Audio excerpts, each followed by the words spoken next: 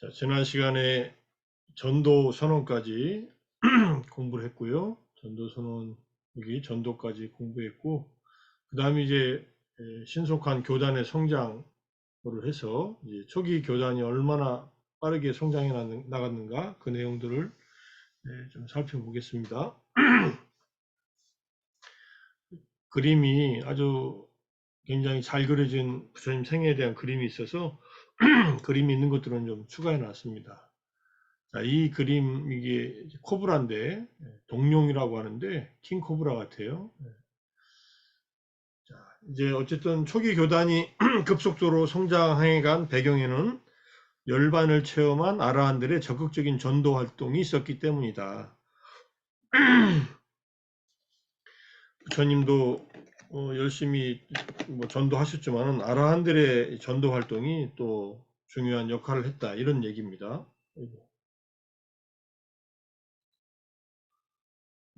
앞에서 60명의 아라한이 생겼을 때 전도 선언을 해서 61명의 아라한들, 부처님도 이제 본격적인 법을 설하기 위해서 이제 우르웰라로 이제 가시겠다고 한 그 내용부터 시작해서 이제 우르웰라로 가는 도중에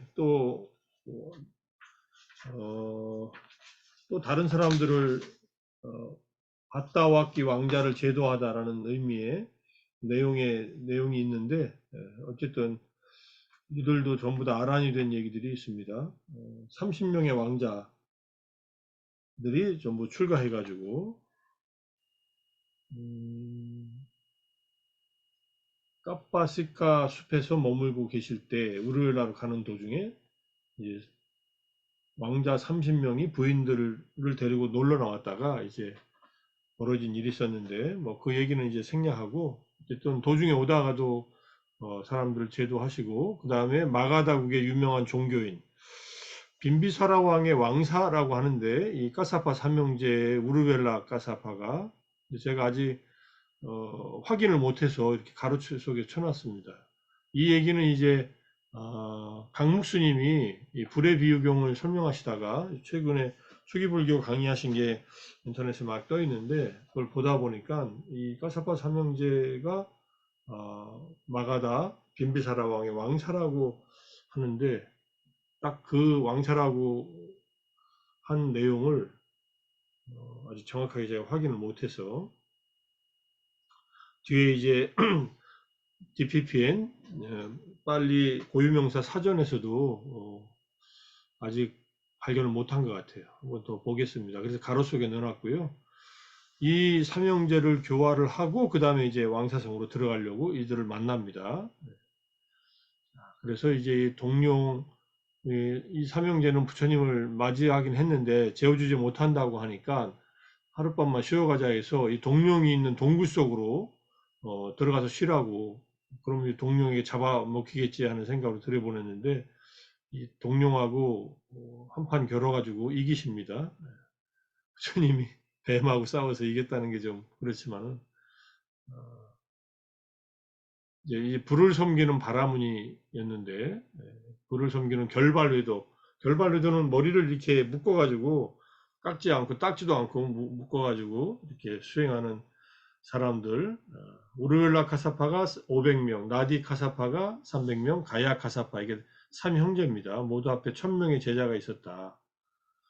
그래서 이렇게 얘기를 하는데, 이제 앙고따라니까야 하나의 몸에 큰 회중을 가진 자들 가운데 우르웰라 카사파가 으뜹니다. 이 내용이 나와요.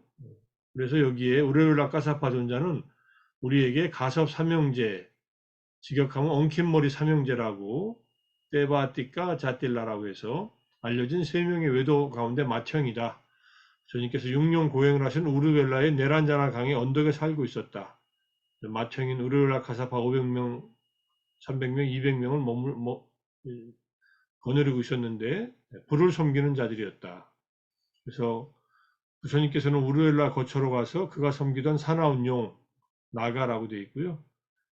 이 나가가 불을 뿜는 그 뱀이라고 해요. 내용을 보면 나가가 불을 뿜으니까 부처님은 더 강한 불을 뿜어가지고 뱀을 꼼짝 못하게 했다. 그래서 나중에 뱀이 도마뱀처럼 축소돼 가지고 부처님 바로에다 담고 나오십니다. 어쨌든 그래서 모두 제자를 받아들였다는 거. 그래서 부처님께서 1000명의 제자를 얻게 되었다. 근데 이게 한꺼번에 일어난 일이 아니라 3개월 정도에 일어난 일이랍니다. 가가지고 뭐 그날 머무시면서 하루 반 만에 일어난 일이 아니라 그 얘기가 이제 부처님을 만나다 일창스님 책 안에 이게 써 있어요. 잘 안 믿고 부처님이 이 신통력으로 여러 가지 가르침을 보여도 잘 안 믿고 있었는데 천천히 이제 금기가 무르익을 때까지 3개월이 흐른 어느 날 근기가 성숙되자 이제 이들한테 가르침을 주시기 시작했다라고 이제 부처님을 만나다 안에 237페이지에 쓰여 있어서 나중에 좀 확인해 보시고요. 그리고 이제 가야시사에서 부처님의 불의설법 이것을 듣고 모두 아란이 되었다. 불의설법은 뒤에 제가 자료를 넣어놨고요. 500명의 회중을 거느렸기 때문에 큰 회중을 가진 자가 으뜸이다라고 얘기했다는 겁니다. 제자가 500명이었다는 것이 큰 이제 제자의 어떤 모임을 가진 사람이라고 이렇게 부처님께서 인정하셨고, 자 어쨌든 이들 삼형제와 그 제자들을 신통력으로 교화해서 승단에 받아들였다는 것. 신통력을 한 16번 정도 보이셨다 그래요, 부처님이. 크고 작은 신통력을. 신통력을 보여도 잘 안 믿겼다고 해서 계속 천천히 이들과 함께 머물면서 이제 왕사성으로 들어가기 위한 준비를 하셨다. 이렇게 볼 수 있고요. 그래서 이 교화는 마가다국을 중심으로 한 불법 전도의 결정적인 토대가 되었다. 이렇게 볼 수 있습니다. 우르벨라 카사파를 이제 팔리 프로포네임, 팔리 네임 안에서 찾아보니까 뭐 쭉 나오는데 여기에 이제 첫 번째 불의 법문을 듣고 모두 아란이 되었다라는 거, 그 다음에 빈비사라 왕을 만나러 갔다는 것, 이런 얘기 있고, 이런 얘기들은 이제 율장 1권의 24쪽 율장 대품에도 나오고 안구타르니카야 주석서나 테라가타 주석서에도 나온다 했고요. 그 다음에 여기에 마하파리사남, 조금 전에 본 경전이에요. 큰 회중을 이끄는 비구 중에서 최고다라고 하는 이게 나와 있습니다. 오르벨라 카사파를 좀 찾아봤고요. 근데 이제 신통력에 대한 얘기를 좀 해야 될 것 같아서 약간 설명을 하면은, 부처님은 당신의 능력을 과시하기 위해서가 아니라 사람들을 제도하기 위해서 그들의 무지를 깨닫게 하고 지혜와 자비를 이끌어주기 위해서 신통력을 쓰셨습니다. 부처님이 신통력을 쓰신 사례는 꽤 많습니다. 이것뿐만 아니라 뭐 석가족을 위해서 쌍신변이라고 하는 신통력, 석가족을 처음 만나러 이제 가시면서 나중에 나오겠지만 석가족들이 부처님에 대한 믿음을 일으켜주기 위해서 몸에 뭐 상체와 하체에서 물과 불을 동시에 이렇게 뿜어내는 서로 반대되는 물과 불을 동시에 보이는 그런 쌍신변을 보이셨고, 그 외에도 여러 차례 신통력을 보이시죠. 천불 화연의 그 신통력이라든지 몸을 1000개로 나누어서 부처님이 천분이 이렇게 보이게끔 하는 신통력, 그런 신통력을 주셨는데, 이게 전부 다 교화를 위해서 쓰셨다는 거. 당신을 위한 신통력은 사용하지 않았고, 제자들이 신통력을 써서 개인적인 이익을 얻는 것을 엄하게 금지했습니다. 데바다타가 그런 제자였고, 그 다음에 이제 아라한이 됐지만 핀돌라 바라드바자 존자의 사례에 대한 얘기가 나옵니다. 그래서 1장 소품에 전단목으로 만든 바루라는 항목으로 나와 있는데, 그 내용을 좀 보면은 신통력이, 이분은 아라한이지만은 아라한인 핀돌라 존자가 사심에 의해서 보인 것이 아닌데도 여러 가지로 이제 다른 제자들을 위해서 이제 경책을 하시는 내용이 나옵니다. 이제 거기 율장 이제 전재성 선생님 번역에 쫄라바까 소품에 685, 686쪽에 있는 거예요.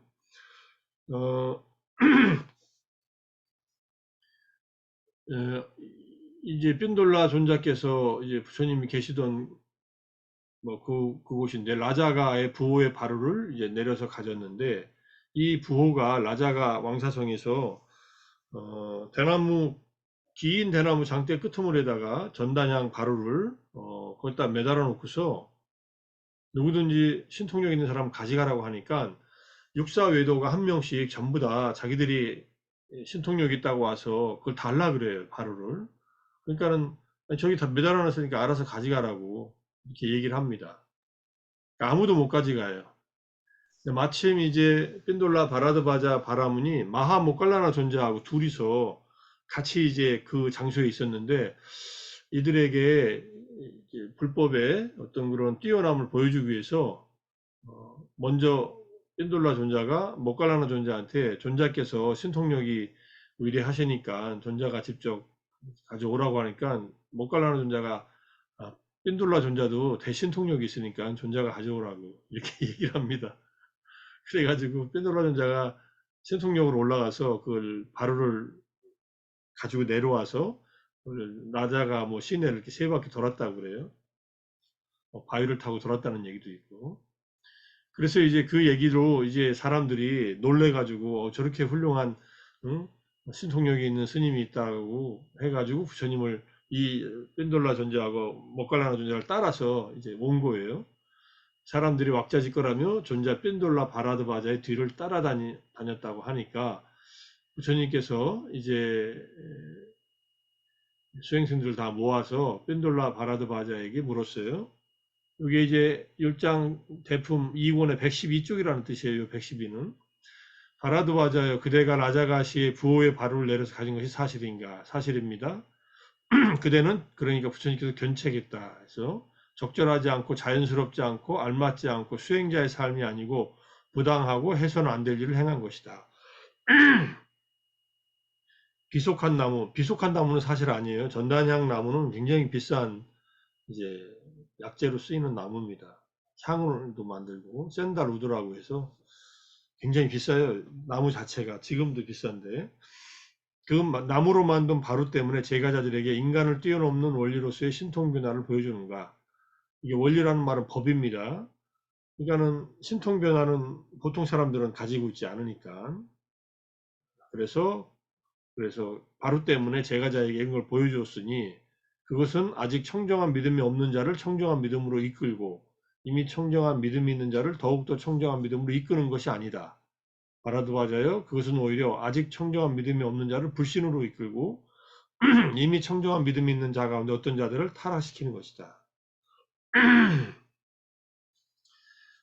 부처님께서 신통을 보이실 때는 부처님은 제자들을 가르치는 적절한 방법을 아셔가지고 믿음 일으키게 하기 위해서 보여주는데, 제자들한테는 신통력이 있다 하더라도 사람들을 제대로 이끌어줄 만한 다른 이제 법을 가르치는 능력, 사람들의 근기를 알고 가르치는 능력이 부족하기 때문에 이렇게 얘기한 겁니다. 당연히 핀돌라 존자도 모칼라나 존자도 다 아라한들이니까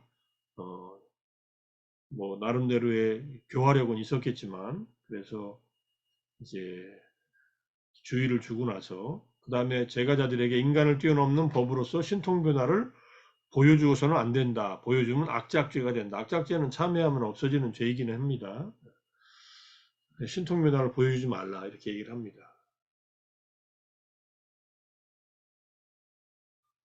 또 한편으로는 이렇게 신통력이 있는 제자들이 부처님 당시 때는 많았지만, 후대의 비구들 중에는 신통력이 없는 제자들도 많이 있을 거 아니에요. 그런 제자들에게 신통력이 없다는 걸로 스님들의 수행을 제대로 못했다라고, 신통력은 하나의 부수적인 결과이지 결국은 뭐 핵심적인 어떤 그런 꼭 개발해야 될 것은 아니니까, 부처님과 많은 제자들이 삼매를 이루고 또는 아라한이 됨으로써 번뇌가 사라지고 신통력이 드러난 제자들도 있지만은, 모든 제자들이 다 신통력이 생기는 건 아니잖아요.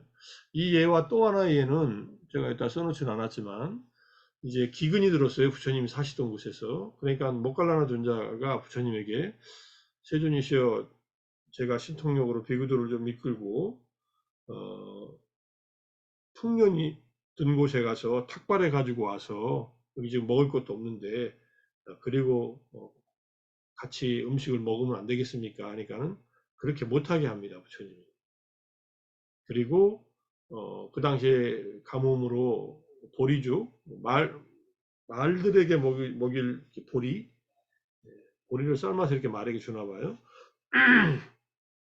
그것만 이제 탁발해서 먹고 살았다 이렇게 얘기를 합니다.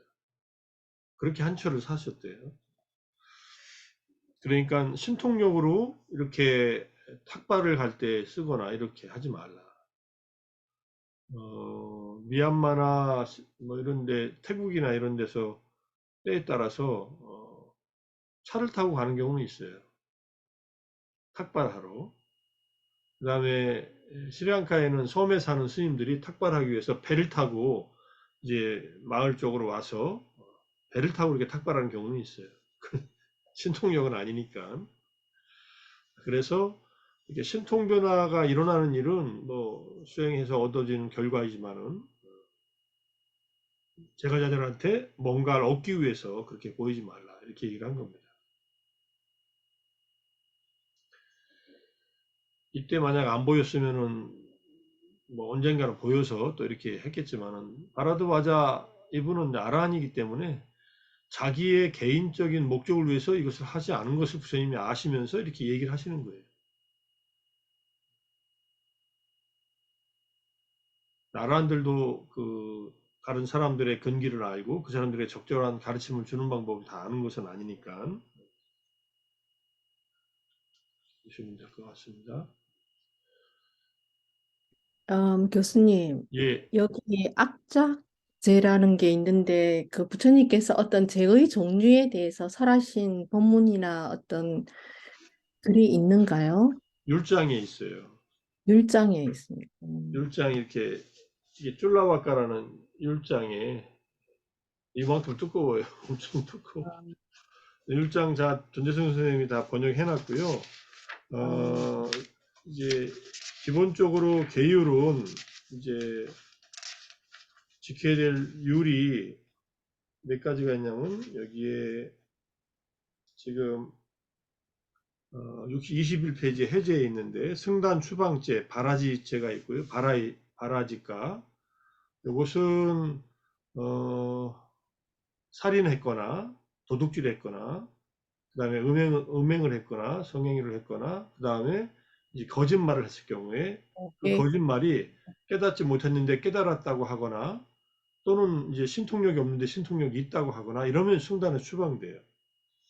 그다음에 승단 잔류죄, 승전죄가 두 번째에 있고 그다음이 이제 거친죄와 추악죄가 있고 부정죄가 있고 상실죄가 있고 속죄죄가 있고 고백죄가 있고 하나하나 이게 있어요. 이게 그 다음 여기서 악착죄라고 하는 것은 거친죄에 해당하는 것 같은데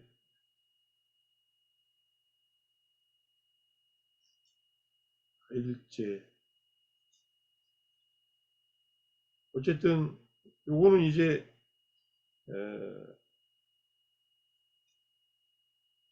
추악죄 같네. 추악죄, 거친죄,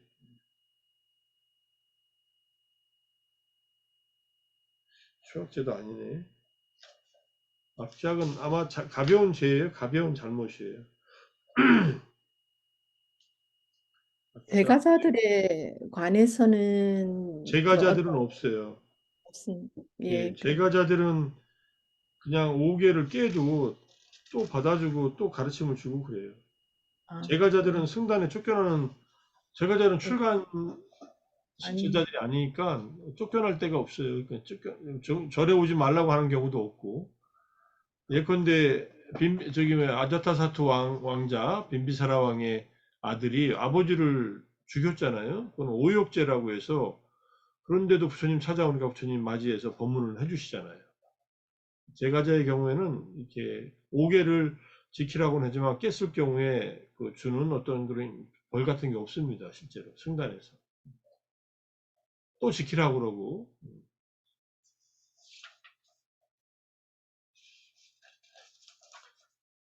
자, 그래서 이 율장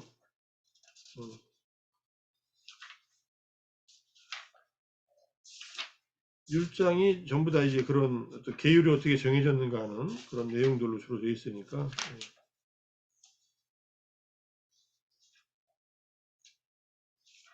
대품과 소품, 그 다음에 비구, 이런 책이 4권이나 있어요. 율장 번역한.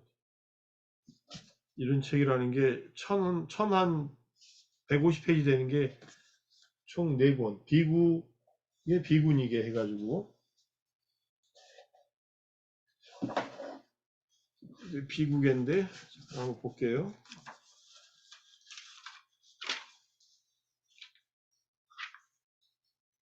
불교는 공부할 게 많아요.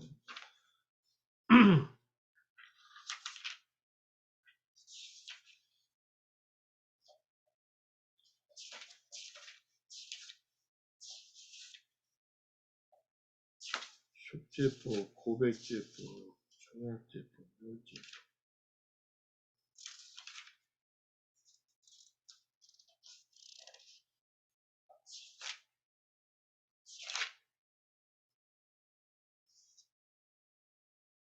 여기서 말하는 악작이 딱 어디에 해당하는가 지금 안 찾아있는데 나중에 한번 찾아볼게요. 제가 정확하게 어떤 잘못인가. 어쨌든 참회에서 없어지는 죄입니다. 이거는.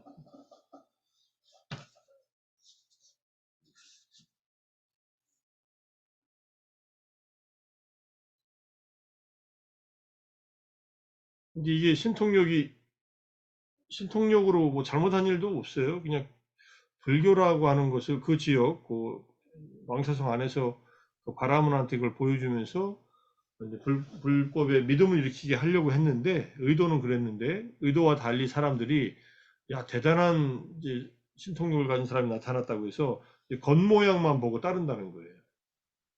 근데 아라한이니까는 거기에 이제 뭐 문제를 일으킬 일이 전혀 없었지만, 아라한이 아니었다면 이제 사람들이 신통력 때문에 존경하는 것 때문에 사람들의 존경과 그 다음에 뭐 보시도 많이 할 거 아니에요? 그런 것에 취해가지고 타락하기 쉽지요. 그래서 능력을 갖추는 게 중요한 게 아니라 능력을 바르게 쓰는 게 더 중요하다. 그리고 능력을 갖추기 전에 번뇌를 없애지 않으면은 그 능력이 때문에 자기가 피해를 볼 수 있다. 이렇게 얘기를 합니다. 그러니까 힘이 중요한 게 아니라 힘을 잘 쓰는 게 더 중요하다는 얘기예요. 그러니까 세간의 신통을 얻었다 하더라도 번뇌를 없애지 못했으면은 잘못하면 그 신통력 때문에 자기의 탐진치를 이제 확장시키는데 쓸 수 있으니까. 그 대표적인 사례가 이제 대화다타니까. 대화다타 뒤에 이제 나오니까 제가 또 얘기를 하겠습니다. 자, 이제 핀돌라 존자의 얘기는 이제 이거는 이제 뒤에 나오는 얘기예요, 사실은. 이 핀돌라 존자가 빈두로 존자라고 해서 나반 존자라고 하는 신앙으로 한국에 이제 그 어디야 온문사에 사리암이라는 데 있는데 거기에 모셔져 있어요. 나반 존자. 근데 이제 초기 경전이나 율장에는 그런 내용이 없는데 대승경전 쪽에 전승에서 이 핀도라 존자한테 그대는 이런 잘못을 했으니 다음 부처님이 세상에 올 때까지 열반에 들지 말고 세상 사람들을 제도하라 이렇게 말씀하셨다 그럽니다. 수명이 얼마나 긴 거예요? 부처님 때부터 나중에 미륵불 올 때까지 만약에 핀도라 존자가 열반에 들지 않고 중생들을 제도한다면은 한 5억 년을 살아야 되는데 신통력으로 이렇게 뭔가 그런 가르침을 줘가지고 열반에 들지 않고 이제 사람들을 교화한다는 얘기를 하는데 기본적으로 그래서 선불교에서 아란 신앙이 많이 발전해요. 그래 송광사 그 삼일암 방장실에 가면요 바로 그 삼일암을 통해서 뒤에 나한전이 있어요. 응진전이라고 하는데 응진이 이제 아란에 대한 한자 응공에 대한 그 또 다른 번역이거든요. 그래서 가나선을 하는 스님들은 아라한한테 이 아라한에 대한 그 믿음, 어떤 신앙 이것들이 많이 발달해 있습니다. 그러면 조금 의아하죠. 아라한들은 이제 어쨌든 부처님이 아니니까 부처가 되려고 하는 분이 아라한한테 가서 기도하고 아라한을 모시고 항상 예불 하고 이런 신앙이 생긴 이유가 그런 그 핀돌라 존자를 의시로 해서 아라한들이 부처님, 서가모니 부처님이 완전히 열반하신 뒤에 다른 부처님이 오기 전까지 세상에서 수행자들을 도와준다 하니 그런 어떤 믿음을 갖게 되는 것하고 연결된다고 볼 수 있습니다. 뭐 대승불교인 한국 절에서 그것도 나한전이나 또는 응진전 같은 것을 놓고서 그다음에 참선하는 선생님들이 그런 믿음을 가지고 있다고 하는 것은 독특하죠, 사실은.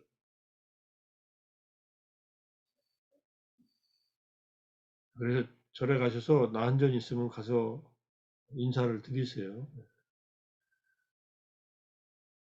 아라한들 뭐 열반에 드셨고 열반에 아라한 중에서 열반에 든 모습이 안 보이는 분이 마하카사파 존자인데 마하카사파 존자는 어디선가 그 읽은 걸로는 산속으로 들어갔다 그래요. 바위를 열고 산매에 들어갔다 그래요.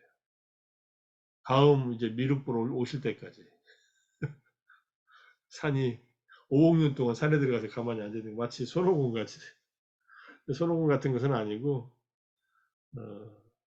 가섭존자는 그렇게 그래서 저기 뭐야 다비식을 한 적이 없어요. 산으로 들어갔다는 말로. 그 다음에 뭐 다른 안한존자는 120살에 입적하셨고 그래서 뭐 공중에서 입적해가지고 거기서 이제 불을 일으켜가지고 몸을 다 스스로 화장을 해가지고 사리까지 다 나눠주는 신통력을 보였고 돌아가시고 나서 그다음에 부처님의 아들인 라울라 존자는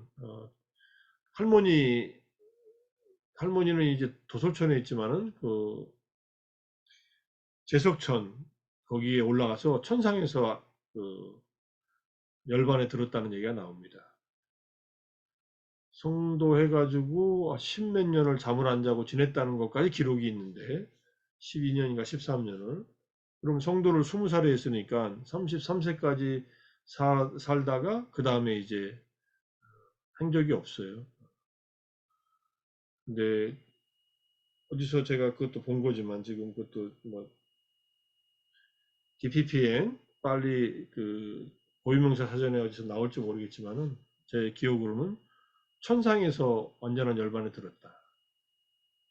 재미있죠? 인간의 몸은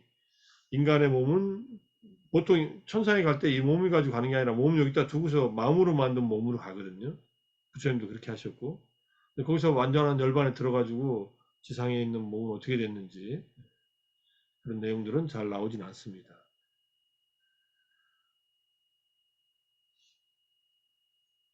뭘 얘기하다가 라훌라 존자가 33살에 그렇게 했다라는 겁니까? 33살까지는 그 행적이 있는데 그 뒤에 행적에 대한 얘기가 없어요. 라울라 존자는 분명히 부처님보다 먼저 열반에 들어요. 그러니까 부처님이 29에 낳았잖아요. 그리고 그러니까 30살이 됐을 때는 30, 60, 부처님이 60쯤 되셨을 때 아마 입적했을 수도 있고요. 어쨌든 부처님보다 먼저 입적을 합니다. 입적한 얘기가 별로 없어요. 이건 그냥 생각이 나서 그냥 말씀드리는 건데, 예, 예. 라훌라 존자 하니까 그 예수님께서 그 33살에 이렇게 돌아가시고 했는데, 그 어떤 그런 이야기가 좀 비슷하지 않나 하는 생각이 전혀 갑자기. 뭐 나이가 아니 이제 그 13년 동안 누워서 자지 않았다는 얘기, 장좌 불어라고 하는데 그 얘기만 있지 그 뒤에 다른 행적이 없어요. 라울라 존자는.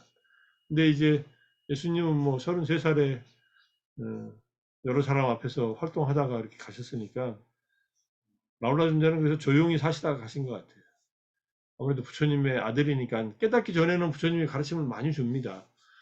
나이로 하면은 9살, 9살에 이제 깨달았다고 볼 수 있고요. 왜냐하면은 나이를 보면요. 부처님이 출가하셔서 6년간 고행하시잖아요. 그리고 고행을 마치고 얼마 있다가 성도하시고 그 다음에 2년 후에 이 고향인 카필라바투, 가비라성을 2년 후에 오세요. 그러니까 총 8년 이상을 지난 다음에 온 거예요. 태어날 때 1살이니까 9살에 부처님을 처음 만난 거예요. 그 얘기는 뒤에 나옵니다, 또. 자, 신통력이 있어도 보이지 말라. 근데 신통력을 얻는 것은 중요한 일이에요. 특히 타심통을 한다거나. 근데 이제 뭐가 문제냐면은 타심통을 해서 사람의 마음을 볼 줄 알아도 그 사람의 정확한 근기에 따라서 가르침을 주는 것은 부처님만이 가능한 일이니까. 그래서 신통력이 있어도 잘 안 나타내죠, 실제. 신통력은 만약에 숙명통을 했다 하면은 자기 자신의 전생을 쭉 볼 수 있는 능력이 생기는데 수행의 힘이 이제 깊으면은 타인의 전생도 보인답니다. 그러니까 자기 전생만 보는 게 아니더라고요. 그리고 자기 전생도 뭐 500생, 1000생, 만생 쭉 거슬러 올라가니까 타인의 전생도 오랫동안 거슬러 올라갈 수 있고 확실히 그런 능력이 있다는 것은 아무래도 교화할 때는 도움이 되겠죠. 잘 쓰면은 자기 번뇌에 의해서 그런 능력을 쓰지 않고 사람들을 도와주기 위해서 쓴다면 언제 한번 말씀드렸나요? 아찬문이라고 아찬차 스님의 스승인 이분이 이제 1950년대까지 사셨던 아라한이 됐다고 하는 큰 스님인데 그 스님이 아라한이 되기 전에 타심통을 했어요. 수행을 해서. 그래서 이제 타심통을 한 채로 어느 절에 갔더니 그 절에 어떤 스님이 한 분 사셨고 그 스님하고 같이 이제 하룻밤을 이제 그 절에 묵으면서 보내고 저녁 때 근데 앉아서 같이 정진을 했나 봐요. 명상을 하는데 아차문 스님이 보니까 옆에 앉아있는 스님 마음이 보여서 이렇게 보니까 가족들 걱정을 그렇게 하고 있더래요. 앉아가지고 명상하면서 그러니까 명상 끝나고 나서 아차문 스님이 그 스님한테 그 스님이 저 주지 스님이었는데 스님은 명상하는 동안에 그게 가족 생각만 하고 있냐고 이렇게 한마디 했답니다. 그러니까 이 스님이 깜짝 놀래가지고 그냥 밤 사이에 그냥 주랭랑을 쳤대요. 다른 데로 가버렸대요. 그거를 경험하고 나서 아찬문 스님이 아찬문 밑바사나 성자 아찬문이라고 번역되어 있는 전기가 있거든요. 아참 마하보아라고 하는 제자가 쓰신 글인데 그리고 나서는 다음부터 절대로 타인의 마음을 읽어도 말 안 해주기로 했다고. 잘못하면 사람에게 도움을 주려 하다가 상처도 줄 수 있잖아요. 우리가 뭘 알고 있는 걸 누구한테 전할 때 그것이 듣는 사람한테는 굉장히 불편한 일이 될 수도 있어요. 그래서 남을 위해서 뭘 해줄 때는 좀 신중해야 되는 것 같아요.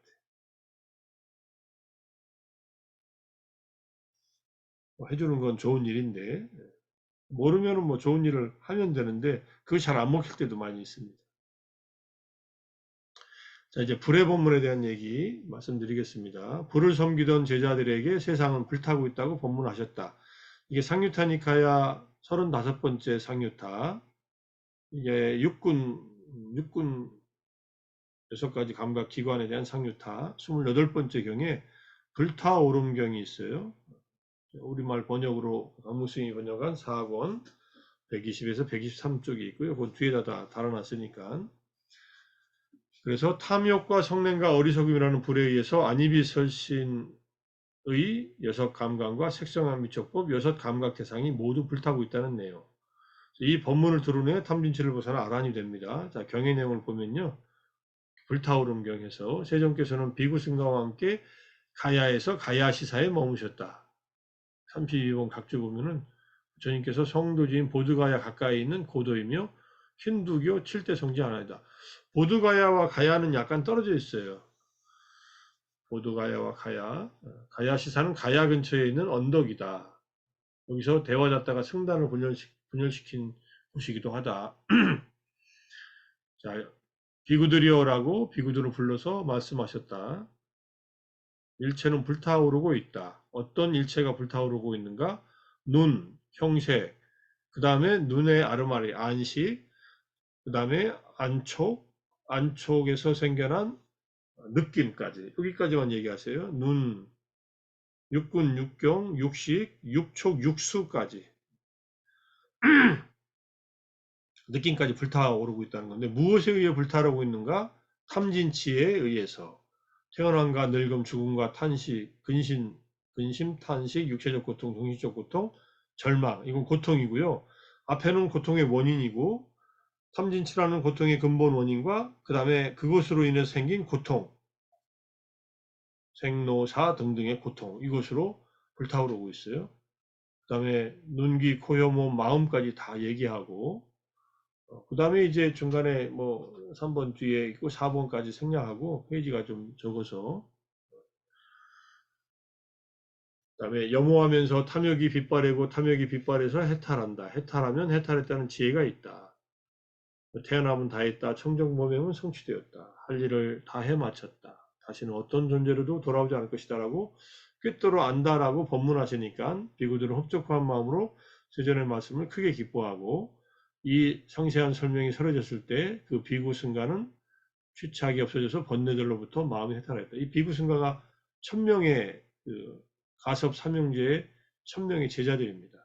본인들을 포함해서. 여기에 이제 주 33번에 나와 있는 거예요. 율장 대품에 이 세 번째 법문이 나와 있고 정식으로 한 법문은 이게 세 번째다. 근데 생각해 보면은 첫 번째 법문이 초전법륜경이고 두 번째 법문이 이제 모아상경이고 모아의 특징경인데 그 중간에 야사나 야사의 친구들 50 야사를 포함해서 55명을 다 제도하잖아요. 근데 거기에는 이렇게 상세한 법문을 안 하셨기 때문에 이걸 세 번째 법문이라고 이렇게 한 것 같아요.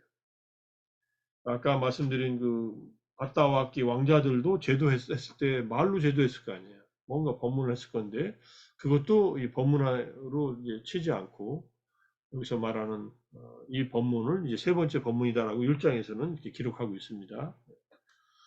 율장 대품에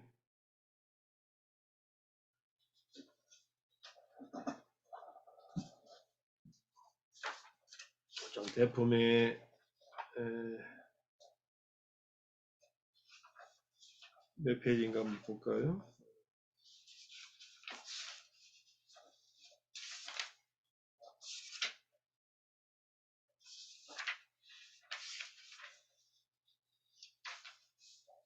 오르벨라의 신통 변화에 대한 얘기가 율장 대품 전재선 선생님 번역에 129페이지 나오고 이게 쭉 나옵니다. 그 다음에 세 번째 신통 변화, 네 번째 신통을 갖다가 다섯 번째 보이고 어쨌든 가사파 삼형제가 귀의했고 귀의할 때 얘기가 나오고 그 다음에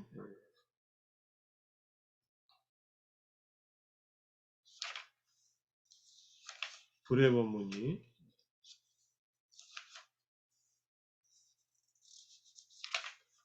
한참 가서 이제 147쪽에 나오네요. 연소의 법문, 불타오름에 대한 법문. 똑같은 내용이 있고요. 그 1000명의 수행승들의 마음은 집착 없이 번뇌에서 해탈되었다. 그렇게 나와 있습니다.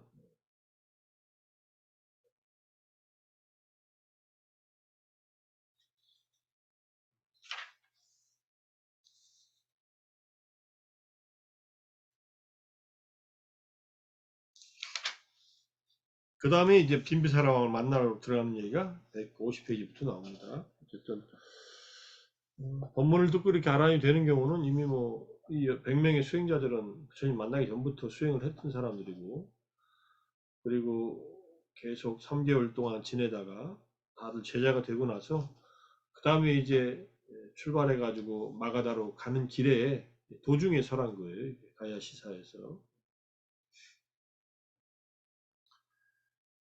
마가다국에서 아주 존경받는 수행자 집단이 1000명이나 되는 사람들이 이제 35살 된 젊은 수행자에게 제자가 되었다? 이거는 마가다에서는 아마 큰일이었을 겁니다. 그죠? 이런 소문들이 금방 나겠죠. 여기 오른쪽에 이제 경전 전문 PDF를 붙여놨으니까 제가 이 자료, 오늘 자료 올려놓은 거 보시면 이제 전체를 읽을 수 있으니까. 그러니까 부처님께서 혼자서 마가다로 들어가시지 않고 이 1000명의 이 가섭 삼형제의 제자들을 이끌고 들어간 것은 부처님의 긴 이 전법에 초석을 단단하게 놓으려고 하는 그런 준비였다. 이렇게 이해할 수 있죠. 그냥 간단히 생각할 일은 아니다. 자, 그 다음에 이제 빈비사라 왕과의 인연입니다. 사실 빈비사라 왕과는 이제 부처님께서 마가다고를 향한 이유는 출가 후에 만난 빈비사라 왕과 했던 약속을 지키기 위해서. 여기 이제 수타니파타에 나오는 얘기예요. 수타니파타 대품 마하와카의 출가의 경 405번 개송부터 424번 개송. 부처님이 깨닫고 나셔서 이제 그 두 스승을 헤어지고 나서 마가다로 들어와서 이제 마가다를 왕사성을 통해 가지고 우르벨라 쪽으로 가는 길이셨던 것 같아요. 마가다에서 이제 왕자 신분으로 아직 깨닫지 못했을 때 들어와 가지고 걷고 있는 모습을 보고 빈비사라 왕이 저 수행자는 독특하다 해가지고 신하를 보내가지고 수행자가 어디 가는지 처소를 알아갖고 알아했더니 산속에 있는 동굴 쪽으로 가니까 거기를 방문해요. 직접 빈비사라 왕이 방문해가지고 당신은 어떤 그 부족 출신이냐 하니까는 내가 내 왕국의 반을 줄 테니까 나와 함께 이 마가다국을 좀 다스려 달라 이렇게 제안을 합니다. 왕국의 반을 준다는 것은 이제 밑에 총리 대신 같은 그런 어떤 직책을 준다는 그런 얘기를 하더라고요. 부처님께서 당신 얘기를 하고 나는 석가족의 출신으로서 출가를 했기 때문에 제안을 받아들일 수 없다라고 하고 그 다음에 이제 빈비사라 왕이 그러면 그대가 깨닫게 되면은 깨달음을 추구한다 했으니까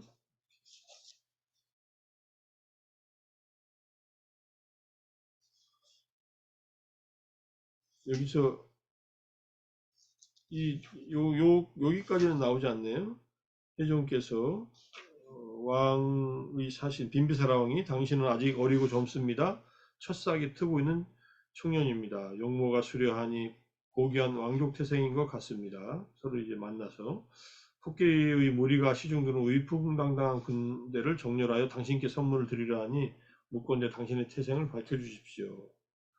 왕이여 저쪽 히말라야 정통에 한 국가가 있습니다. 코살라국의 주민으로 재력과 용기를 갖추고 있습니다.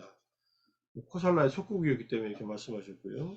시족은 아디짜라 하고 종족은 사키야라 합니다. 그런 가문에서 감각적 욕망을 구하지 않고 왕이여 나는 출가한 것입니다.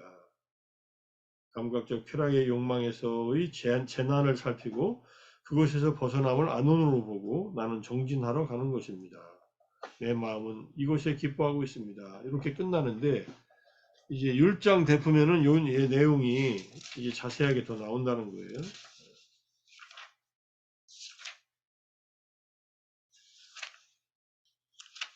빈비사라 왕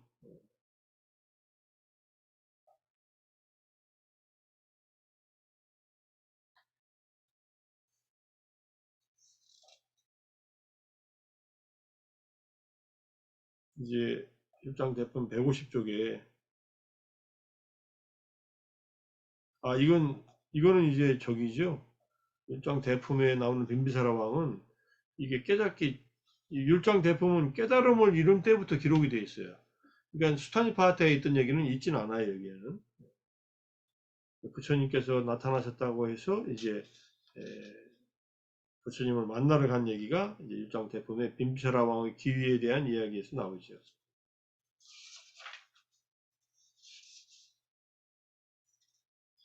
그래서 법문을 듣고서 빈비사라 왕이 귀의를 합니다. 삼부에 귀의하고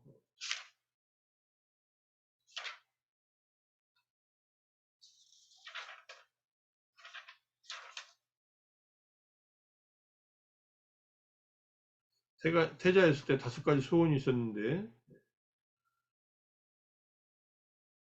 부처님을 만나는 것이 하나의 소원이었는데 그것이 이루어졌다고 하는 얘기를 합니다.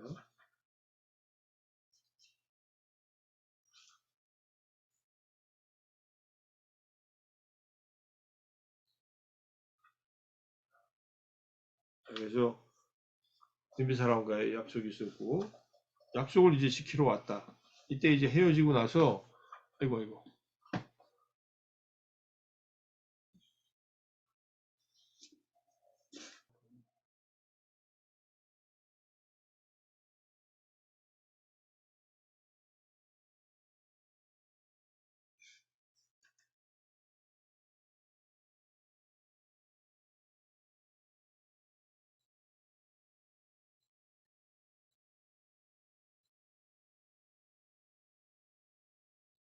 잘 들리세요?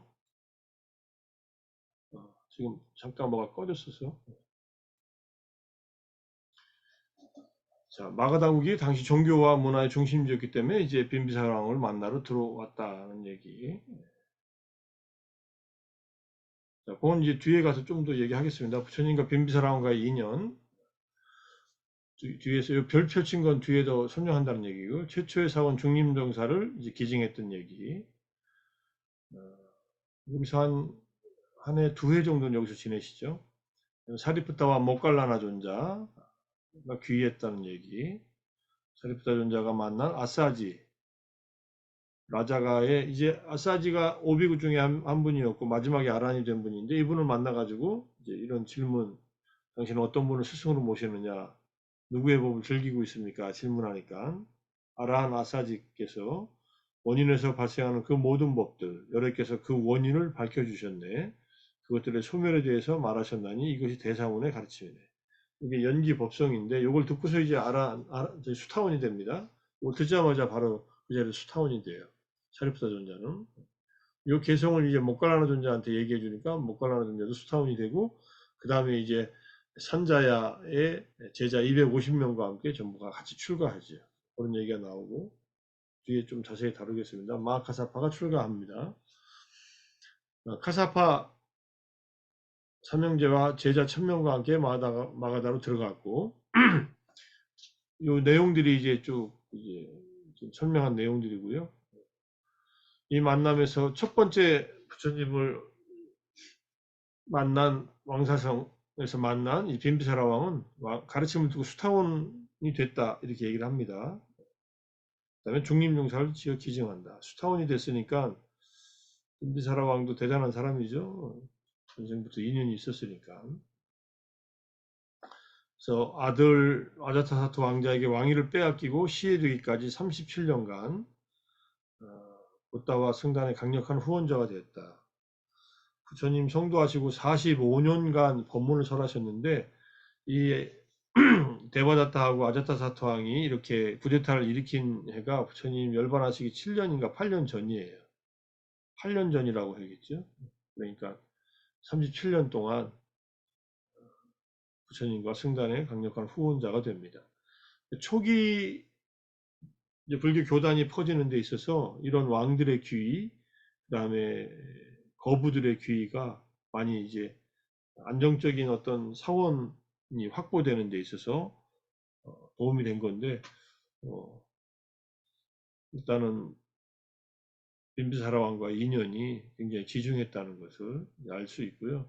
빈비사라 왕이 아마 죽고 나서 나중에 천신이 돼가지고 수타원인데 사천왕천에 천신이 돼가지고 부처님을 만나러 또 내려옵니다. 아들이 죽였다 하더라도 본인이 죽음을 당하면서 기꺼이 죽음을 받아들였고 자기가 그 아들의 전생에 수행자였을 때 아들을 죽였잖아요. 아들의 전생 수행자를 죽여야 자기 아들로 태어나니까 자타 사투 해가지고 태어나기 전에 사투 뭐 원수다 이런 뜻이에요. 사투는 도적 적 원수라는 뜻이니까 자기가 자기의 죽음을 받아들였다는 얘기 하고 있습니다. 어떤 가장 좋은 어떤 절터 왕사성에서는 라자가에서는 중림정사 그 다음에 코살라국의 사와띠 사위성에서는 이제 제타와나 제타수 제타 태자의 원림이 또 아나타 핀디카 수다따 장자에 의해서 반쯤 사들이고 제타 태자가 반쯤 해서 그 양쪽 가장 큰 나라의 수도에 핵심적인 사원이 두 개가 딱 만들어져요. 그거는 이제 부처님께서 사위성에 가셨을 때 급고독 장자, 아나타 펜디카 장자가 부처님께 이제 기증한 거니까 뭐 위대한 스승이 나타나셨으니까 그 제자들이 한둘도 아니고 이미 여기 들어왔을 때 1000명이나 있었으니까 1000명의 제자들이 이렇게 머물 곳을 찾다가 이제 빈비사라 왕이 중림종사를 기증했다 이런 얘기입니다. 부처님은 어디에 머무셨나 뭐 이런 논문을 쓴 게 있어요. 이라스님이라고 책이 어디 있는데 부처님께서 머무셨던 곳을 다 경전에서 찾아가지고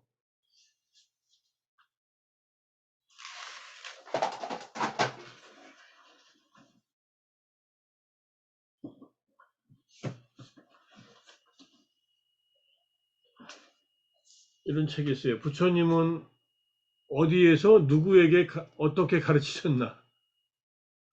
니까야의 모든 경전을 다 분석해가지고 이게 이제 이 스님의 박사 논문의 일부라고 그러더라고요. 일화 스님이 수녀였다가 출가해가지고 쓰신 책인데 여기에 이제 네 개 니까야 각각의 머무신 장소에 대한 설명, 빈도수가 가장 높은 10개의 승원에서 사와띠의 기원정사, 그 다음에 사와띠 동원의 미갈라마뚜 강당, 코사미 코시타, 그 다음에 라자가의 중림정사도 나오고요. 10개의 대표적인 절이 있습니다.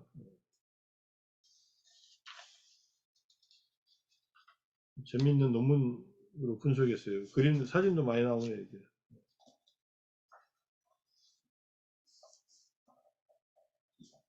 골광에서 책이 나왔네요. 책도 되게 비싸요. 48,000원입니다. 어쨌든 이런 책이 있다는 거 관심 있는 분들은 빨리니까야 통계 분석 연구해가지고 가르침의 대상이 된 제자들에 대한 분석과 가르친 장소에 대한 내용들이 쭉 정리를 해놨습니다. 이런 거 글 쓰는 분 거 보면 대단히 부지런한 분들인데. 자, 그 다음에 아사지 비구는 부처님 초전 법륜을 통해 아란이 된 5비구 가운데 한 분이고, 이분이 이제 말한 개송이 이제 율장 1권의 40, 마하바카 40페이지, 41페이지, 예 담마 햇뚜 빠바와 떼삼 햇둠 타타가토 아하 떼삼 짜요 니로도 에와와디 마하사마노.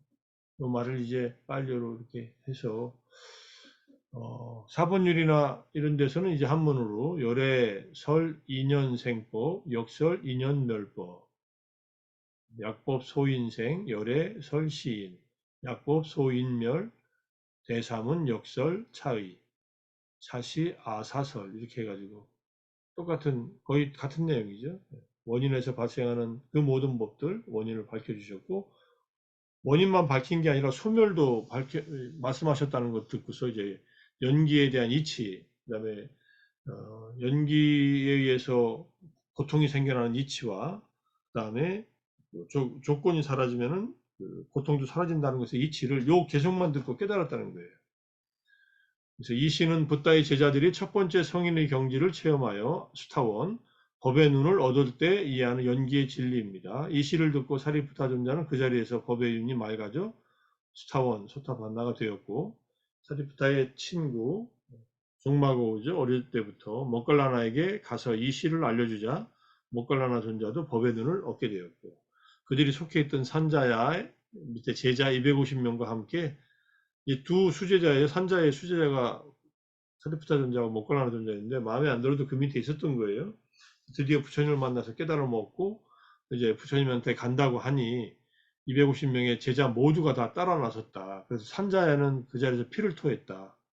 죽지는 않아요, 그 자리에서. 왜 죽지 않았는 걸 아냐면은, 나중에 그 아자타사트 왕이 부처님을 찾아가서 이제 사문과경을 듣기 전에 그 대신들 중에 한 명 한 명이 다 육사외도에 대한 이름을 얘기합니다. 육사외도들을 그 중에 한 명 산자애가 있는데 산자애를 만나러 가면 어떻습니까?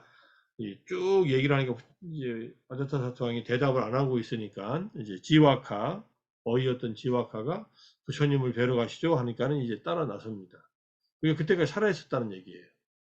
그게 부처님께서 72세쯤 되는 때니까 이렇게 해가지고 지금 37년 정도 지난 거죠. 어쨌든 산자야가 자기 제자들이 모두 다 떠나가 버리니까는 큰일 났다 싶어가지고 충격받아서 그래 피를 토했는다고 이렇게 얘기를 합니다.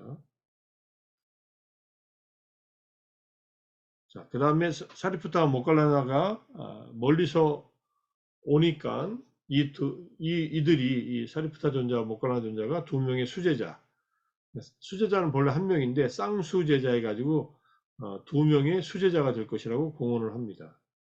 사리푸타 존자는 법의 장군 밤마세나파티 지혜 제일로 이제 불려졌고, 모갈라나 존자는 신통 제일의 제자가 되었고, 사리푸타 존자는 부처님을 대신해서 자주 설법을 합니다.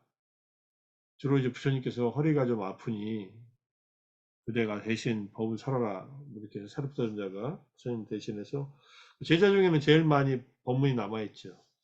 정견경도 있고 뭐 유명한 경전들이 사리푸타 존자가 설한 것들이 있습니다. 자, 이렇게 해서 이제 수제자 두 분을 얻게 되었다. 자, 사리푸타 존자는 보름 만에 아란이 됩니다. 보름에가 아니라 보름 만에. 이게 마츠마니카야 111번째 차례대로경 아누빠다 수타는요. 아누빠다예요. 순서대로 일어났다는 뜻이에요. 초선에서 2선, 3선, 4선까지 올라가고 그 다음에 사무색계정 그 다음에 상수멸정까지 각 정의 각각의 삼매 그 다음에 사마파트를 경험한 후에 윗바사냐를 닦습니다. 그리고 이보다 높은 벗어남은 없음을 지혜롭게 뚫어 알고 성스러운 개정연을 완성해서 이제 법의 상속자가 되었다. 사리푸타 존자는 똑같이 출가했는데 모갈라나 존자가 7일 만에 먼저 아란이 되고 사리푸타 존자는 보름이 걸렸어요. 모갈라나 존자는 그냥 삼매 수행을 쭉 초선부터 사선 그 다음에 무색개정을 다 닦고 나서 마지막에 졸고 있다가 부처님의 법문 졸음 극복하는 방법에 대해서 부처님께서 우타라니카에서 말씀하시거든요. 이걸 듣고서 이제 아란이 됩니다. 듣고서 수행해가지고 졸릴 때 졸리다는 생각을 내지 말고 법을 독송하고 그 다음에 그래도 졸리면 귓불을 당기고 사지를 문지르고 그래도 졸리면 눈을 씻고 나서 사방을 보고 광명상을 닦을 거. 광명상은 빛을 이미지로 떠올리는 겁니다.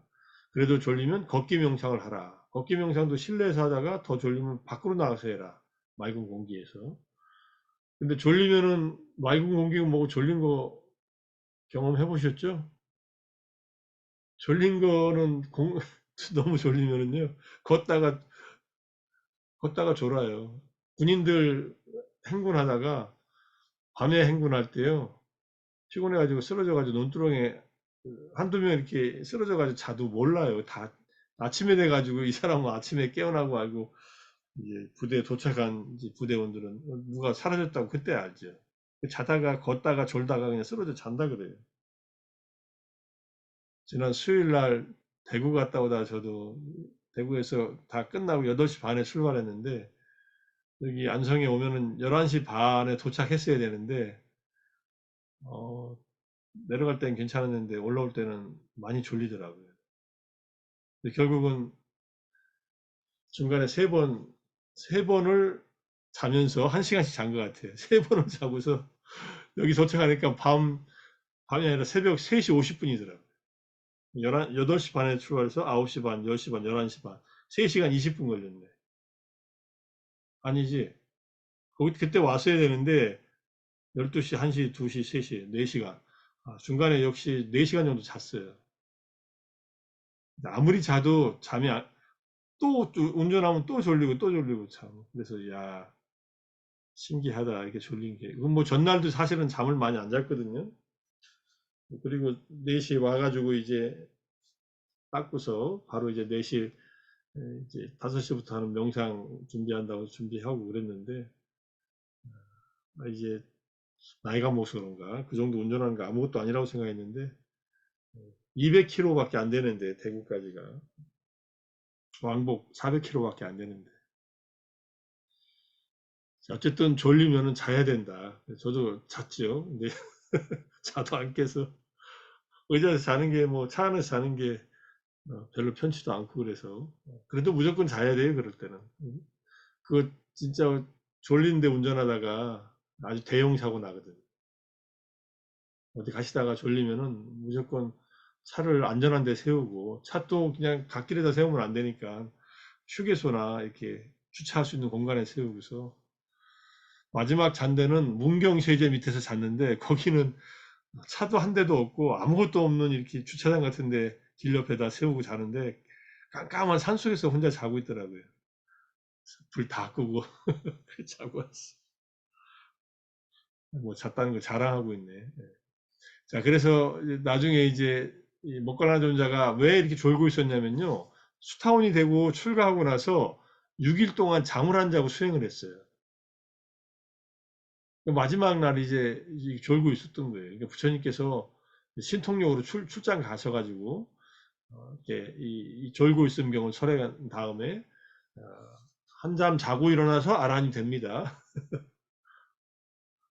긴 시간 잔 것 같지는 않은데 피곤을 떨치고 수행하라는 얘기입니다. 자, 우리 아침 명상하는데도 이제 못 들어오시는 분들 제가 충분히 이해합니다. 얼마나 수행을 낮에 저녁 때 열심히 했으면 새벽에 못 일어날까 생각하고 또는 얼마나 일을 많이 했으면 아침에 못 일어날까 하고서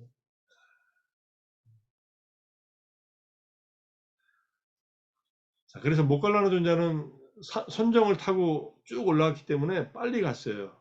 근데 사리부타 존자는 선정 닫고 윗바사나 하고 선정 닫고 윗바사나 하고 저기 저 경전에 다 쓰여 있어요. 관찰한 법이 굉장히 세밀하게 관찰해요. 그래서 두 상수 제자가 부처님 만나고 보름 안에 둘 다 이제 아라한이 되고 수지자가 되죠. 두 분 다 부처님보다 먼저 입적하십니다. 사리푸사 존자는 한 6개월 전에, 모갈라나 존자도 그 바로 뒤에 먼저 수제자들은 부처님보다 뒤에 이렇게 열반을 들지 않는데요. 부처님이 가신 모습을 보기에 너무 그러니까 먼저 열반을 든다 그러더라고요. 두 분 다 부처님보다 나이가 좀 많았어요.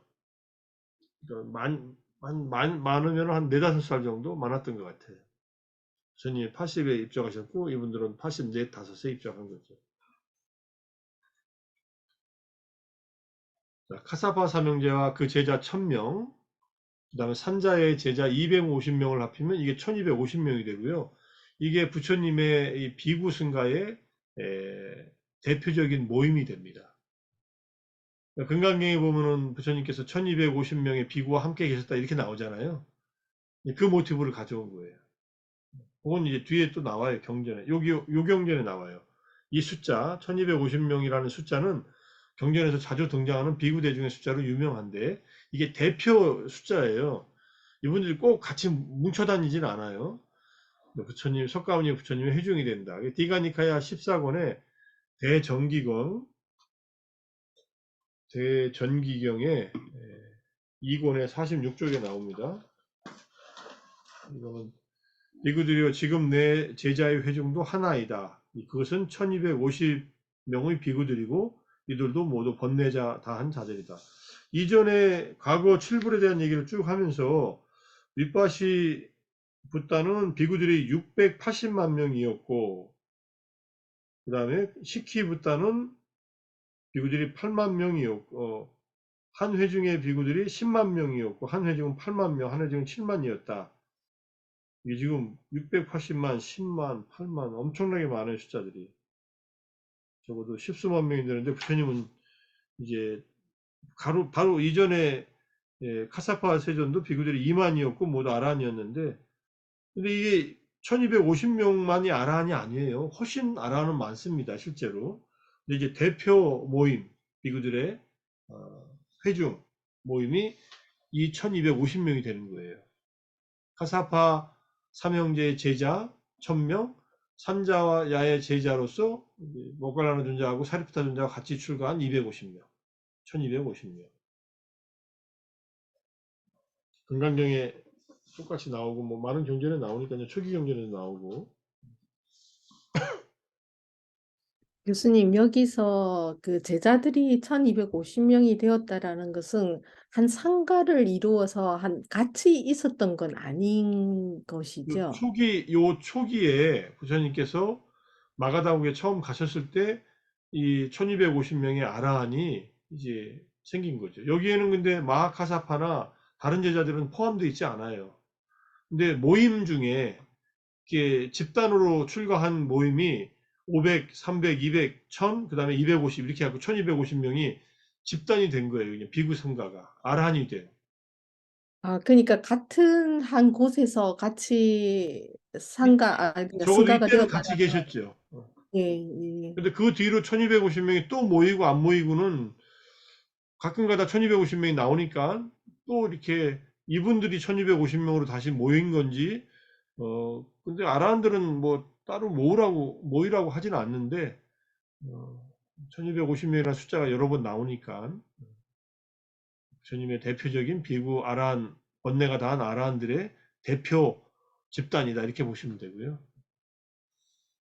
이 뒤에 석가족의 왕자들 다 출가해서 아라한 되지요.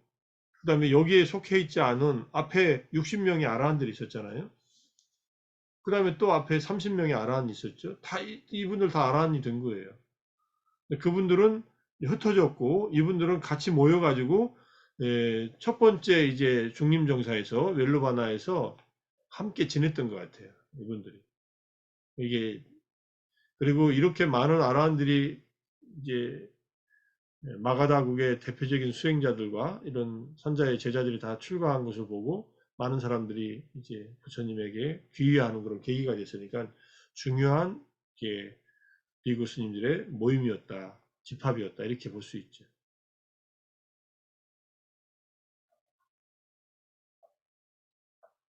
그 다음에 이제 마하카사파 존자는 마가다국의 바라문 출신이에요.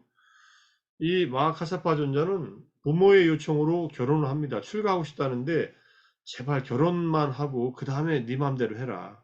결혼까지만 부모 말 좀 들어다오 해가지고 결혼을 합니다. 근데 자기가 원하는 사람하고 결혼하겠다 했는데 부인도 똑같은 자기와 같은 사람을 부인으로 선택해요. 마지못해 결혼하는 부인을 만나요. 이제 마하카사파 존자도 출가하고 싶었고 부인도 출가하고 싶었는데 서로 결혼 전에 만나서 약속을 합니다.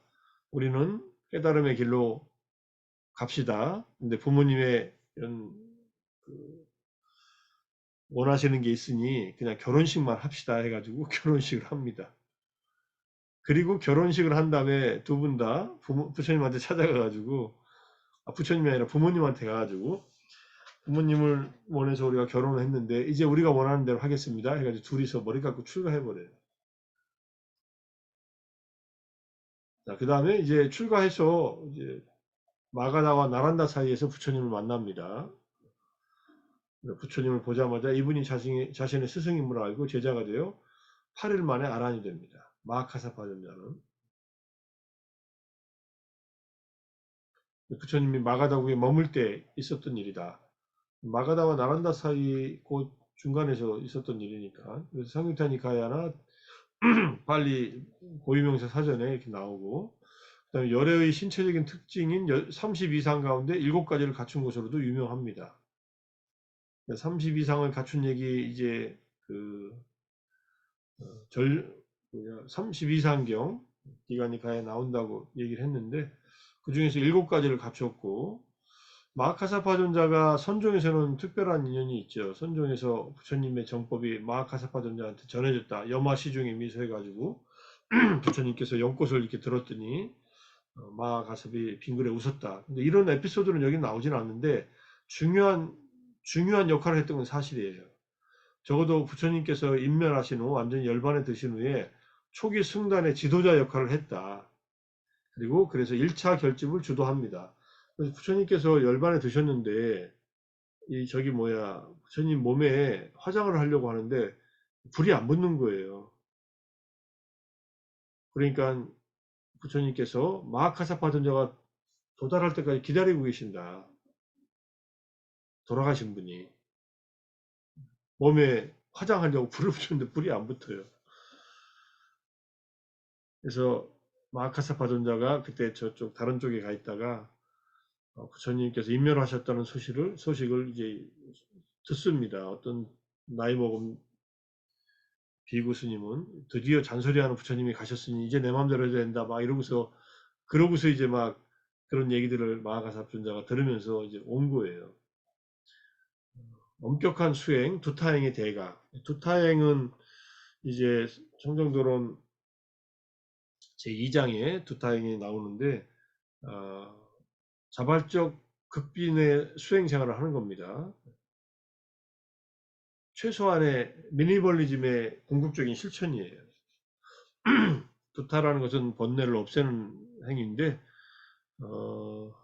미니멀리즘의 을 넘어서서 집안에서 자지 않고 나무 밑이나 동굴에서 자고 한 곳에서 이틀인가 3일을 머물지 않고 밥은 꼭 탁발에서 먹고 옷은 반드시 분소위만 입고 뭐 이렇게 의식주 약은 꼭 진기약이라고 해서 초기 불교에서부터 약으로 먹는 것들은 주로 배탈 날 때 먹는 약들이에요. 배탈 날 때 뭘 먹냐면요. 어떤 나무 열매를 소오줌, 오래된 소오줌에 담겨서 삭힌 그 열매를 먹어요. 우리 같으면 매실같이 생겼어요. 스님들, 미얀마 스님들 점심 먹고 나서 그거를 여러 개 씹어 먹어요. 속이 편해진다고. 저도 점심 먹고 나서 스님들 먹길래 저도 한 두 개씩 먹고 그게 이제 명상하는 것 밖에 이게 놓여 있거든요.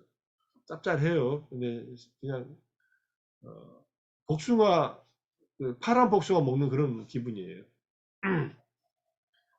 뭐 속이 아파서 먹은 게 아니라 재미삼아서 몇 번 먹고 그랬는데 그것만 먹는 걸로 돼 있어요. 그러니까 고급 약을 안 쓰게 돼 있어요. 투타행을 하는 분들은. 어쨌든 계율을 엄격하게 지켰고 그 다음에 여기 붓다가 마하카사파 존자가 제공한 가사를 마하카사파 존자는 출가할 때 부모님이 아주 부드러운 천으로 된 그 승복을 마련해 줘요. 돈이 많은 바라문 집안이니까.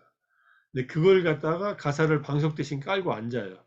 그때 가사가 부드럽다고 하자 그 가사를 부처님에게 드렸고 대신에 붓다의 남루한 가사를 받습니다. 부처님께서 이때까지 출가해가지고 가사가 뭐 누구한테 가사를 받은 것도 아니니까 한 3년 정도, 2, 3년 아니구나. 고행까지 합하면 한 8년, 6년 이상이네. 8년이 아니고요. 6년 남짓한 그 가사를 교환을 해요. 자, 이거 선종에서 의발을 전수한다고 하잖아요. 그때 의는 가사고 발은 바루예요. 그러니까 당신이 쓰던 바루를 제자한테 주면은 법을 전했다라는 이제 얘기가 나오는데 이때 바루를 주지는 않습니다. 옷은 바꿔 입어요. 이 옷을 바꿔 입은 이유는 부처님께서 제자를 등쳐먹은 게 아니라 갑질한 게 아니라 제자가 이 남루한 옷을 입고 지내야 될 어울리는 두타행을 수행하는데 적합하기 때문에 그 옷을 바꿔준 거예요. 부처님이 옷에 무슨 욕심이 있으시겠어요? 제자의 수행을 위해서 헌옷 주께 새 옷다고 해서 헌옷 주고 새 옷을 받은 것이지. 그렇게 이제 교환한 걸로 마하카사파 전자가 부처님에게 뭔가 메시지를 전달받았다라고 하는 그 스토리텔링이 이제 선종에서 생긴 겁니다. 자, 이 일이 있은 이후로 엄격한 수행을 하는 두타행의 모범적인 실천자가 되고요. 굉장히 이렇게 뭐라고 할까 까칠한 아라한이셨어요. 잔소리도 많이 하시고 뭐 다 사람들을 위해서 하는 일이지만 안한존자, 마하카사존자도 나이가 부처님보다 몇 살 더 많았으니까 안한존자한테 동자승 이렇게 불렀다 그래요. 안한존자를 존경하는 비구니 스님들이 마하카사존자한테 막 대들다가 과보받고 그렇습니다. 아라한한테는 대들면 안 돼요. 아라한한테 대들면은 아주 흉악한 과보가 생겨요. 아라한이라고 하는 존재가 무슨 뭐 저주를 하는 게 아니에요. 본인이 엄청나게 큰 악업이 되는 거예요.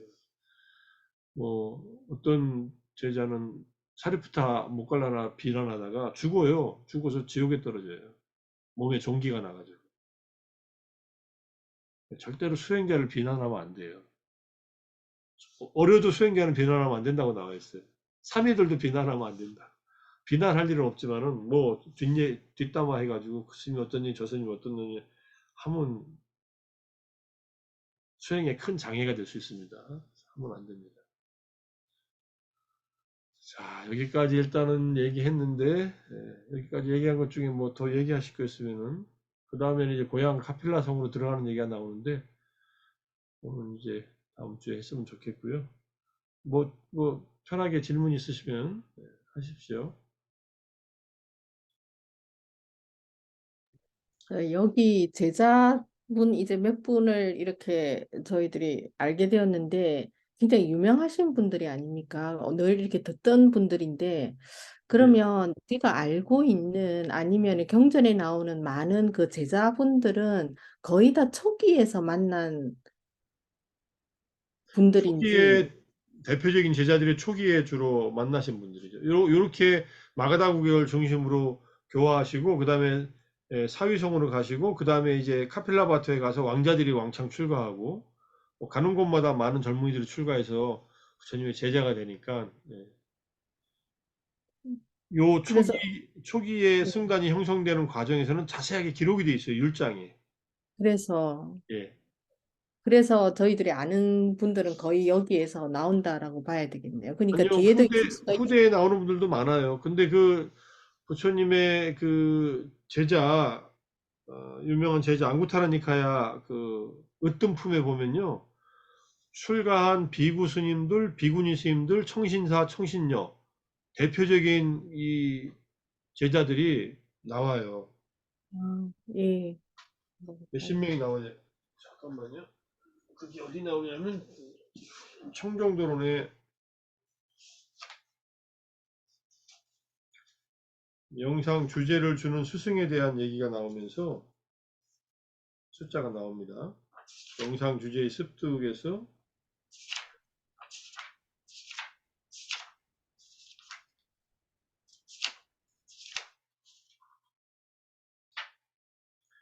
영상 주제를 주는 자 해가지고요.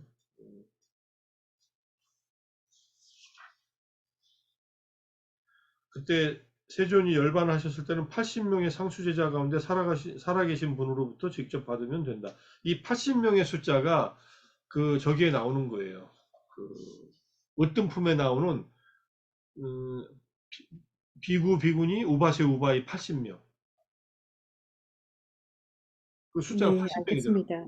예, 한번 예, 으뜸품에 한번 보세요. 예. 예, 이게 뭐 안한존자 이름이 겹치는 경우도 있고 그런데 이게 80명 숫자가 나오니까 교수님, 예, 예, 이제 몸에 집착을 하는 이야기들 많이 하잖아요. 예, 예. 예, 저 명상도 이제, 몸에 대한 집착을 내려놓자, 뭐 이제 그런 이야기 하는데, 그 몸이, 이게 자기 업의 결과잖아요. 그렇죠. 예. 근데 업의 결과에 집착한다라는 게 무슨 의미가 있나요, 그게?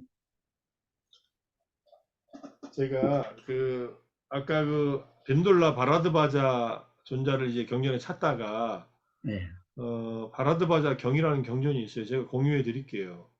그 경에 보면은 그 왕이 이 본래 이 바라드바자 벤돌라 스님은 그 제관의 아들이거든요.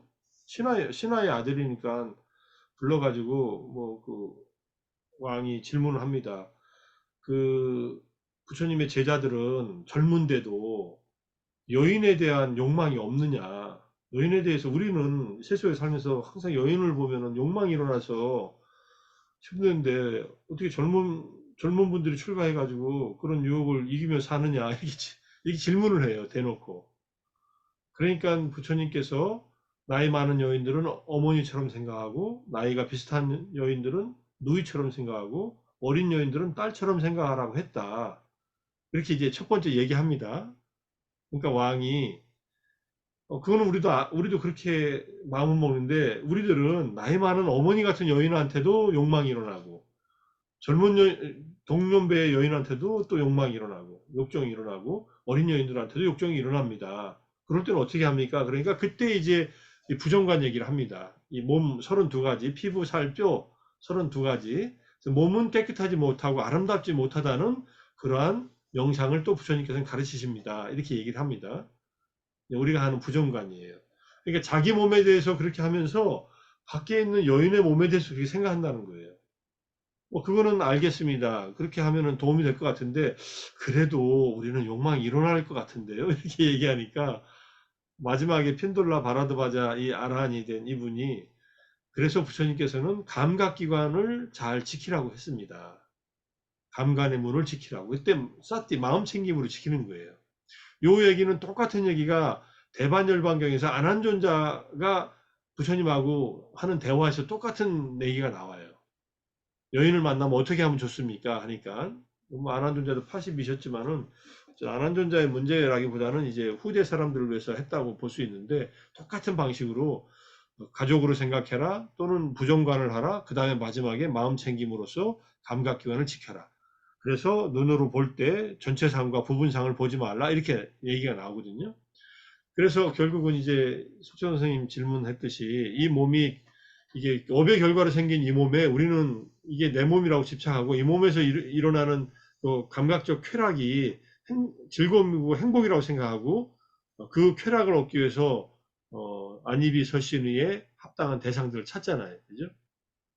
그러니까는 몸에 대해서 아름답지 못하다는 인상, 그 관찰을 하고 상념을 일으키면서 부정관을 하면서 몸에 대한 집착을 하지 않게 되면은 그런 욕망에 끌리지 않게 되기 때문에 그렇게 얘기한 거죠.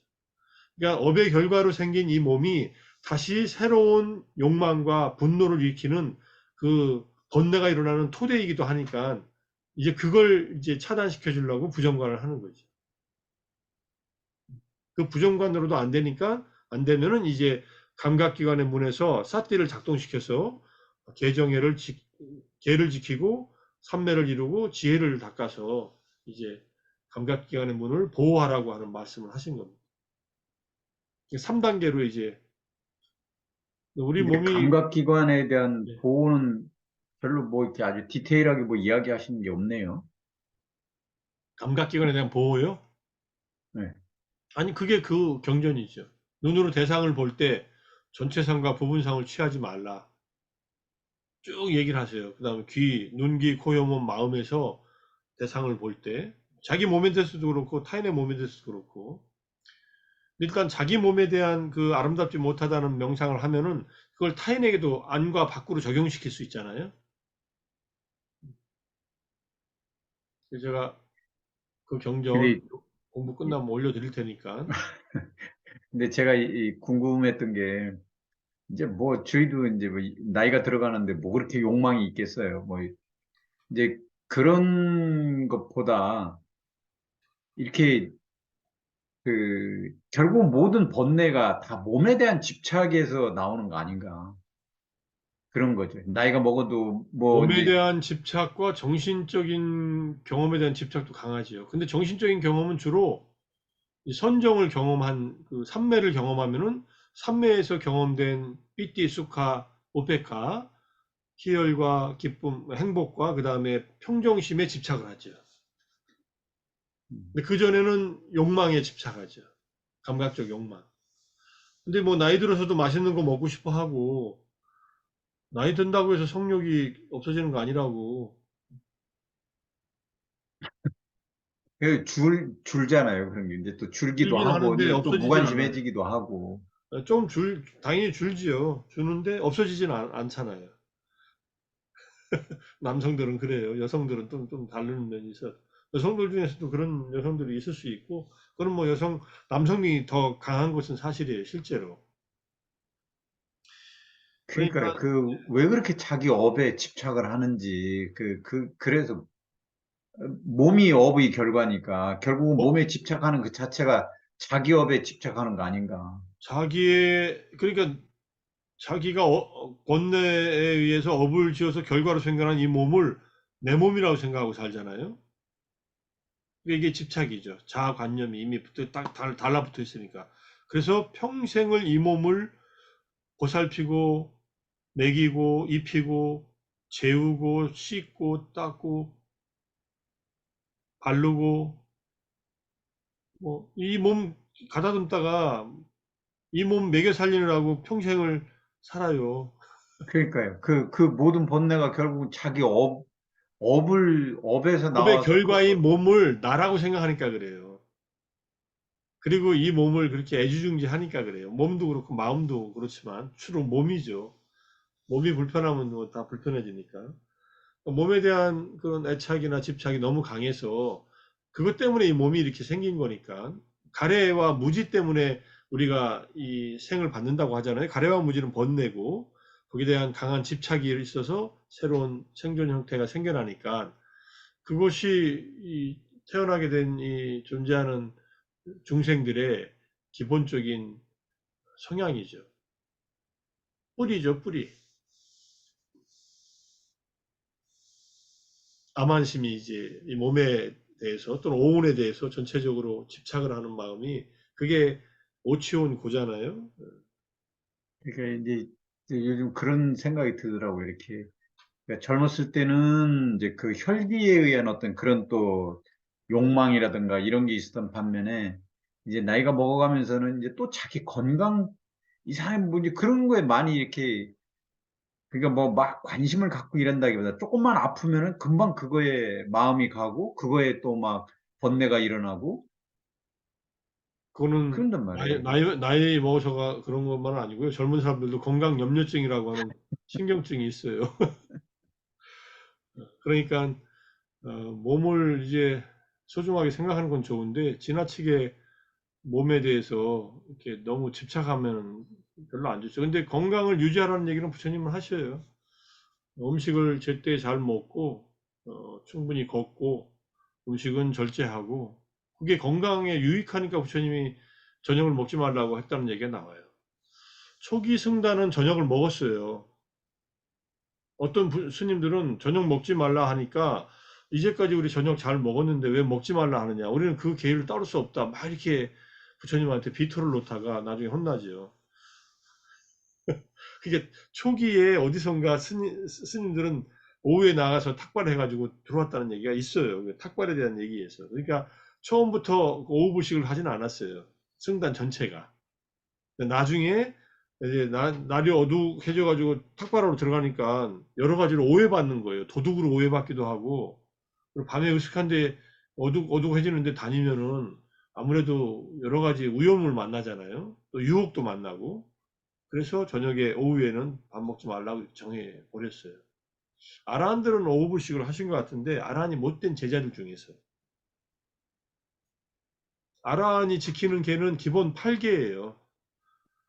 5개 플러스 8개가 8개를 지키면은 5개에서 이제 그 잘못된 음행을 하지 말라가 음행을 하지 말라는 걸 바뀌고 그 다음에 여섯 번째가 때 아닌 때 밥을 먹지 말라 식사하지 말라는 게 비시불식계고 윗갈라 보잖아 이거고 그 다음에 이제 일곱 번째가 몸을 꾸미는 거 그 다음에 엔터테이닝 하는 거 몸을 이제 꽃다발이나 뭐 향수나 이런 걸로 꾸미거나 또는 뭐 노래하고 춤추고 뭐 그런 걸 보거나 자기가 하거나 이런 것들 그 다음에 여덟 번째는 사치스러운 침대나 또는 좌구, 방석 같은 것을 크거나 높은 것을 쓰지 않는 건데, 우짜사야나 마하사야나 이렇게 얘기하니까, 요 방식대로 살면 아라한의 삶의 방식이라 그래요. 출가하면은 아라한들은 자연스럽게 이렇게 살았던 건데, 근데 다른 제자들은 아라한이 못 됐으면은 다른 욕망들이 일어나서 오후에 밥도 먹고 그랬던 기록이 있으니까요.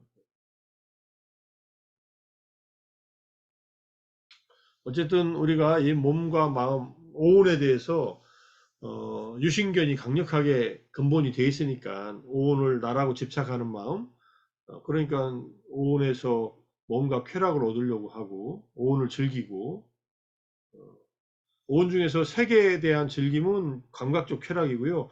수상 행식 안에서 일어나는 것들은 이제 주로 선정과 관련돼 있어요. 삼매와 그렇게 이해하시면 그러니까 어떤 것도 오온에서 일어나는 경험은 아란이나 붓다들은 집착하지 않아요. 오늘 나라고 하는 생각이 없어졌으니까. 거기서 더 쾌락을 찾으려고, 더 행복을 찾으려고 하진 않아요. 물론 삼매에 듭니다. 현법 낙주, 디타담마 수카 위하라. 지금 이 생에서 행복하게 머물기 위해서 선정에는 들어가시지만은 그게 무슨 집착해서 들어가는 게 아니더라고요. 일종의 휴식을 취하는 거예요.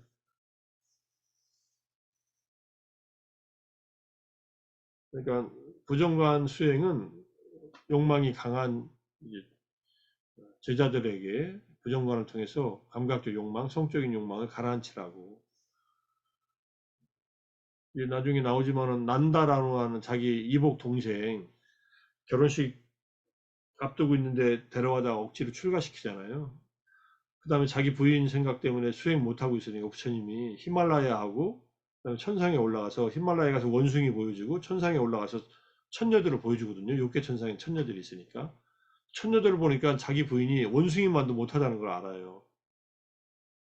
설마 이렇게 생각할지 모르지만 천녀들이 그렇게 아름답나 봐요. 그러니까 응? 카필라 바투에서 가장 미녀라고 소문난 자기 신부 막 이제 결혼하려고 했던 신부를 못 잊어서 수행 못하던 그 난다라는 이복 동생을 그렇게 충격요법을 써가지고 자기 부인보다 더 아름다운 처녀를 보여주고 너 열심히 삼매를 닦으면 저 처녀한테 결혼시켜줄게 해가지고 수행하는 거예요. 수행의 동기가 그래. 그 육체의 아름다움을 못 잊고 있으니까. 그래서 수행을 시키니까 열심히 하지요. 그러니까 삼매를 딱 경험하면서부터 감각적 욕망이 얼마나 거칠고 부질없다는 것을 아니까 더 이상 결혼하려고 수행하지 않아요. 아, 부처님께서 세존께서 이래서 나를 수행을 시켰구나 해가지고 삼매를 얻으면서부터 수행이 쭉 진행돼서 아란이 되죠. 몸에 대한 애착이나 집착이 그만큼 강한 거예요. 그러니까 자기 배우자, 뭐 신부감인 그 아름다운 절세 미녀에게 돌아가고 싶은 마음이 강해서 부처님이 만약에 난다가 결혼식을 해가지고 자기 부인하고 성적인 관계를 가졌으면 출가하기 어려우니까 미리 데려온 거예요. 이건 제 생각이지만 괜히 결혼식 전에 자기 뭐라고 해요?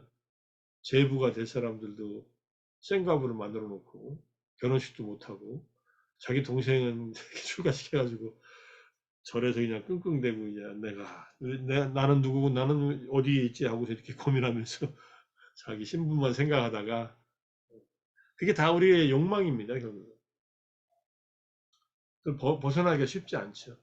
삼매를 닦지 않으면은 항상 욕망으로 가는 힘이 강해서 그래서 삼매를 닦아서 초선의 맛을 보면은 초선에서 얻어지는 그 기쁨, 행복 이것은 이 세상에서 욕망으로 얻을 수 있는 그러한 기쁨과 행복이 아니거든요. 질이 다르니까 그때서야 비로소 욕망의 이 한계에서 많이 벗어날 수 있는 마음이 올라서는데 그 다음에 이제 지혜로 이제 번뇌를 끊어야죠.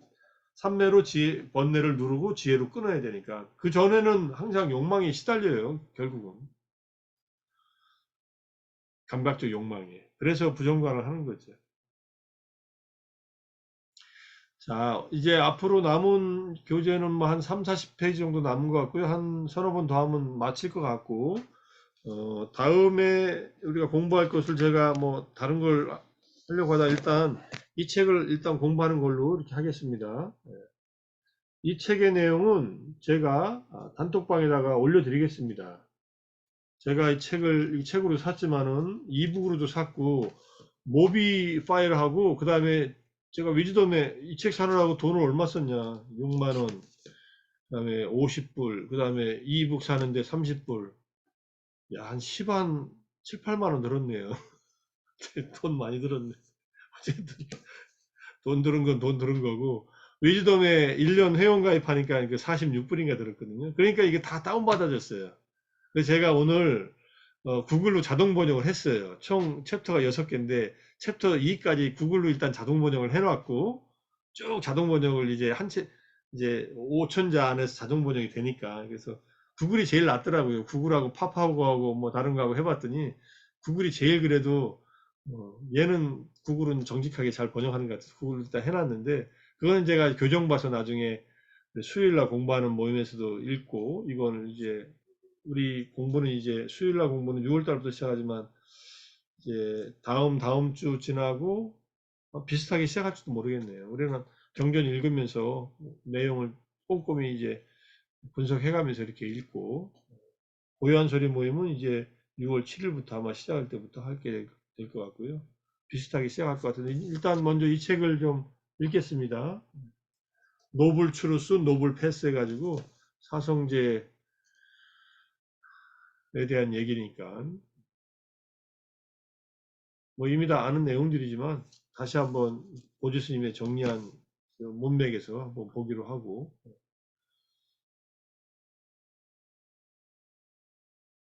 오늘 여기까지 할까요?